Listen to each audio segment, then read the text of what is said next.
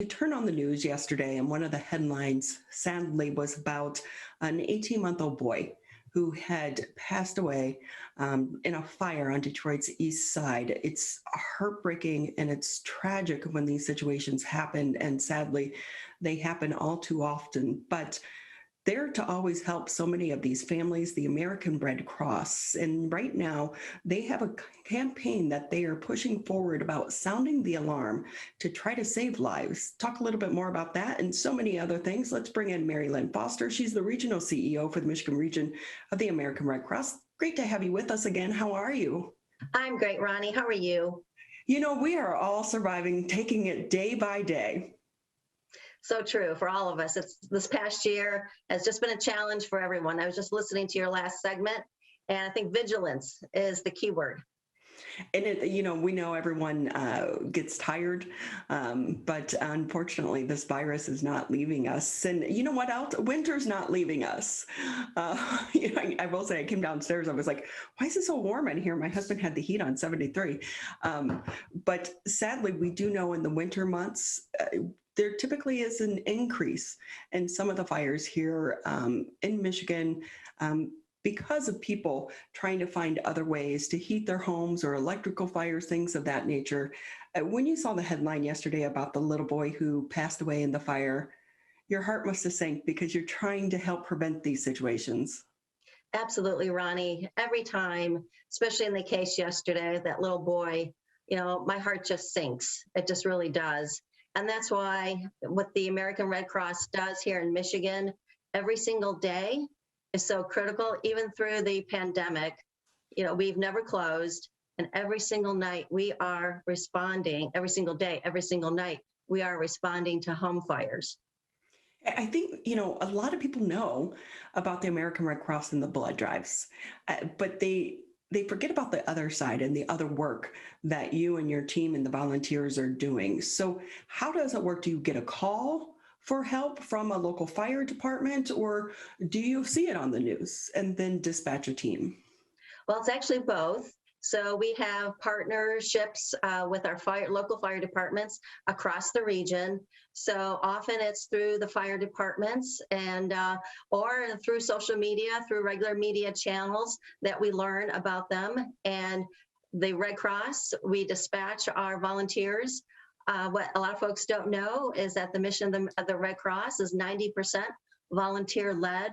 And it doesn't matter if it's 2 a.m. or 2 p.m. in the afternoon, our volunteers are dispatched and are helping those families who are experiencing a home fire. Wow, and what dedication from your volunteers. So tell us more about the Sound the Alarm campaign. All right, so right now we're in the middle of the Sound the Alarm campaign. It looks a little bit different this year during the pandemic, because we're not actually entering homes to install alarms as we have done, well, not last spring either because of the pandemic, but the couple years before. But what we are doing is sounding the alarm and asking everyone to make sure that they are testing their smoked alarms and that they are also pledging to prepare. And what that means is making sure that everyone has a home fire safety escape route. What a lot of people don't know is you just have seconds to escape your home in the case of a fire. And if you have that home safety preparedness plan and no exits, and that everyone in your household is well versed, and that you practice that and have a meeting spot outside, a safe meeting spot, your chances of survival are much better. Because we know in those moments it can get frantic. So that's why you have to practice, and practice some more. Absolutely. I mean, just really think about it. All of a sudden, you might be awakened at 2 a.m. in the morning to that piercing sound of your smoke alarm, and you're a little disoriented and you're trying to figure out what's happening, and you have 2 minutes, only 2 minutes to get yourself and your family members and pets out of the home. So you want to make sure that you are well aware, that you recognize it, and especially for children, so that they recognize that sound. Because our research has shown that often that piercing sound of the smoke alarms, children are frightened by it, and understandably so. So what happens when children are frightened is that they go hide. They may hide in a closet. They may hide under their bed. And there's just not time in those precious moments to escape. So it's important that children hear that sound in advance, and that caregivers and family members are practicing that with children and actually testing it and timing it to make sure that you are escaping your household and getting to that safe spot outside. Because Ronnie, every single night we are responding to home fires. Just since during our current fiscal year, over 1,300 home fires. Since July 1st of 2020, we've responded to over 1,300 home fires across the state. You do that math, that's an average of 5.5 every single day. Wow. And is that here in the state of Michigan? That is in the state of Michigan. So That it just, is- multiplies exponentially across the country. That is really a scary number when you think about it. And then, when they do survive, then it's, what do you do next? Because Right. in so many cases, you're losing everything. If stuff wasn't burned due to the actual flames, a lot of it is damaged because of the water and the smoke. So then it's that, how do I recover? Where do I go tonight? And, for a lot of people, they escape with just the clothes on their backs. You're absolutely right, Ronnie. And that's why the American Red Cross responds immediately to home fires. Often we are there when the fire departments are still on site, and we're looking for those family members, because we will immediately go into action, providing, asking questions, making sure that they have a safe place to stay the night and those immediate days following, to make sure that they have clothing, to make sure that they have meals. And then what happens after that, once it starts settling in, oh, my eyeglasses or my contact lens might be in the home that just burned. Oh, what about my prescriptions? My medicine that I need to have. So the Red Cross volunteers are there, and we can provide that guidance. We provide monetary assistance. But first and foremost, we're making sure that immediate needs are met, that you have a safe place to go, that you have food and clothing first and foremost. And then we really transition to the recover and helping every member of that family on their path to recovery and what that may look like for them moving forward. Mary Lynn Foster with us here on the MegaCast. She's the regional CEO for the Michigan region of the American Red Cross. And with that, Mary Lynn, you talked about volunteers. 90% of your workforce comes from the help and the big hearts of volunteers. How has it been throughout the pandemic for you and your team to get enough volunteers? Well, it's been a challenge, honestly, Ronnie. It has. But first and foremost, this actually happens to be Volunteer Appreciation Week across the nation. So I want to give a huge shout out to all of our volunteers, and with just an extra dose of thanks to all of our volunteers. But a lot of our volunteers are a little more cautious about the pandemic, especially before the vaccine was developed. And so we are in constant need of volunteers. And if any listeners are interested in volunteering, I would encourage them to visit our website to do so. And I assure you, and I promise you, that if you volunteer for the American Red Cross, it will touch your heart like nothing ever has. If you're that person wrapping that warm blanket around someone that has just or watching their home burn and providing that hope and comfort to someone, we like to say that hopefully we're the best part of someone's worst day at the American Red Cross when we prevent and alleviate human suffering. And volunteering for fire disasters is just one way.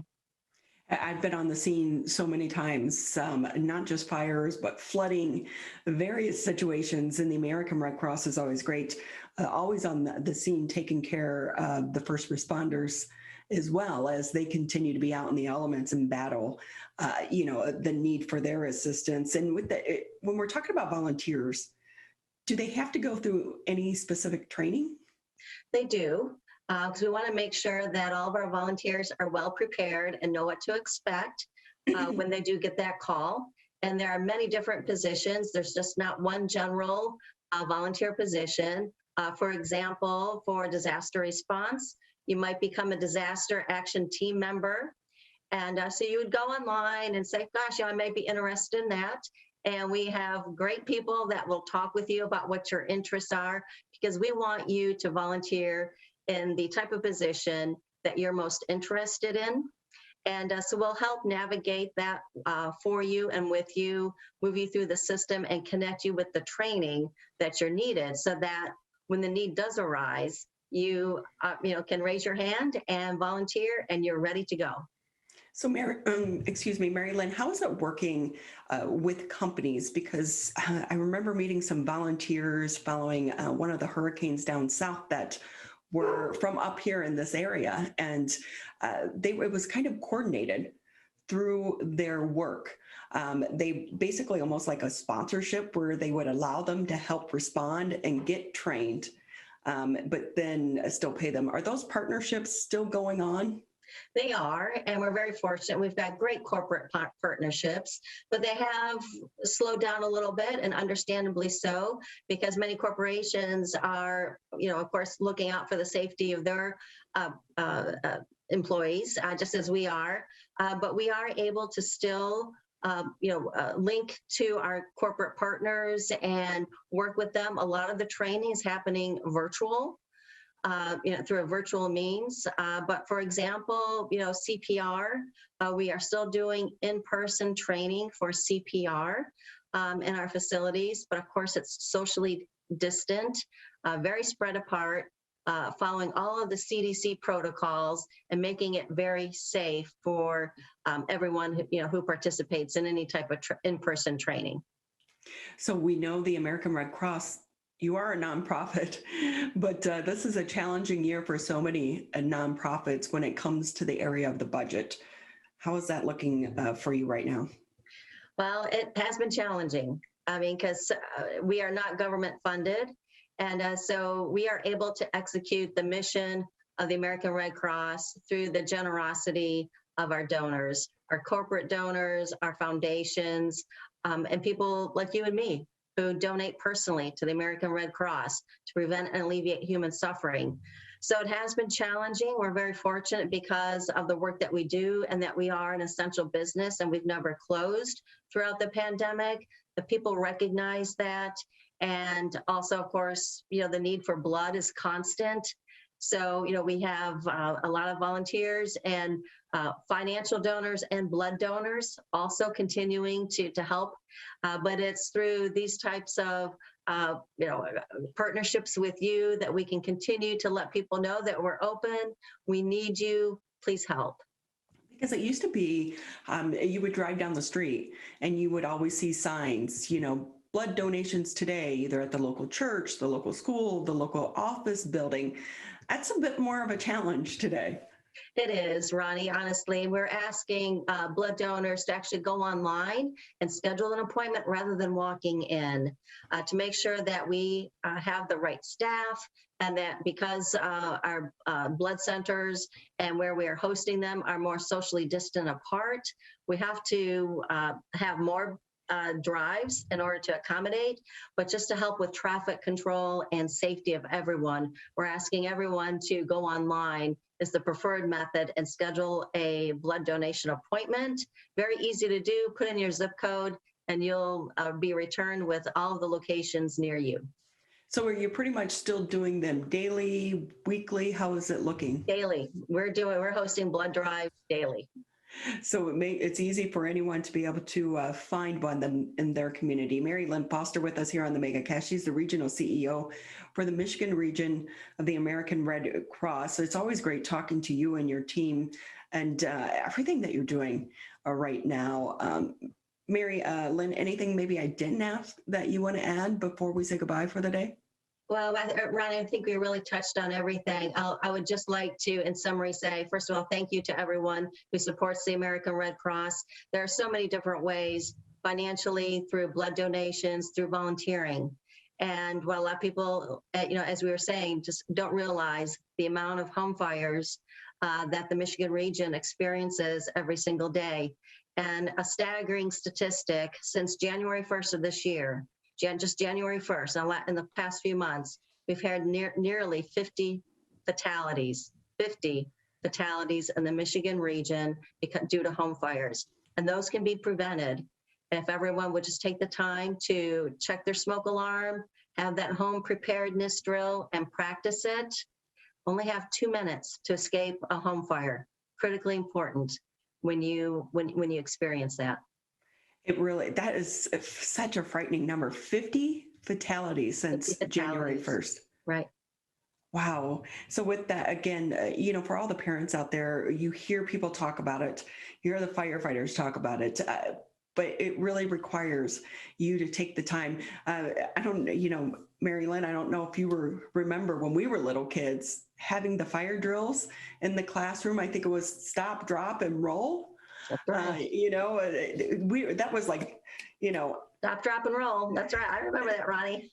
it was like kind of burned into our heads when we were little kids. But now you think about, some of the kids are on the second floor. Right. Fires burn so differently now because Yeah. the materials that are used to make so many of the items in our households, the furniture.